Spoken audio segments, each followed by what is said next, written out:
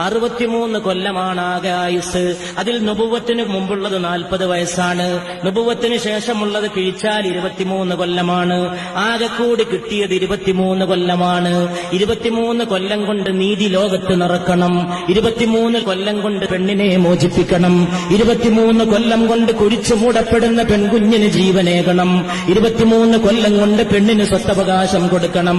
23 കൊല്ലം കൊണ്ട് ജോലി കഴിഞ്ഞു വരുമ്പോ വിയർപ്പ് വറ്റുന്നതിന് മുമ്പ് കൂലി കൊടുക്കാനുള്ള ഒരവസ്ഥ തൊഴിലാളികൾക്ക് മുമ്പിൽ സൃഷ്ടിക്കണം.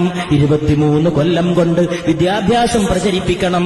23 കൊല്ലം കൊണ്ട് കറുത്തവനെയും വെളുത്തവനെയും ഒരേ പാത്രത്തിൽ നിന്ന് ഭക്ഷണം കഴിപ്പിക്കണം.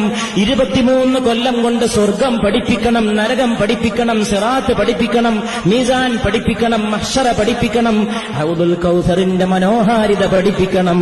23 കൊല്ലം കൊണ്ട് രാഷ്ട്രീയ നീതി, 23 കൊല്ലം കൊണ്ട് എക്കണോമിക് ജസ്റ്റിസ്, സാമ്പത്തിക നീതി, 23 കൊല്ലം കൊണ്ട് പൊളിറ്റിക്കൽ ഫ്രീഡം, രാഷ്ട്രീയ സ്വാതന്ത്ര്യം, 23 കൊല്ലം കൊണ്ട് പേഴ്സണൽ ചാസ്റ്റിറ്റി, വ്യക്തിപരമായ വിശുദ്ധി, 23 കൊല്ലം കൊണ്ട് ഫാമിലി അഡ്മിനിസ്ട്രേഷൻ, കുടുംബത്തിന്റെ ഭരണം, 23 കൊല്ലം കൊണ്ട് നാഷൻ ബിൽഡിംഗ്, രാഷ്ട്ര നിർമ്മാണം, 23 കൊല്ലം കൊണ്ട് കൾച്ചറൽ റിനൈസാൻസ്, സാംസ്കാരിക നവോത്ഥാനം, 23 കൊല്ലം കൊണ്ട് സിവിലൈസേഷൻ, നാഗരികത, 23 കൊല്ലം കൊണ്ട് അതിനേക്കാളൊക്കെ അപ്പുറം ആകാശഭൂമികളെ പടച്ച റബ്ബിനെ പഠിപ്പിച്ചു കൊടുക്കണം ജനങ്ങൾക്ക്.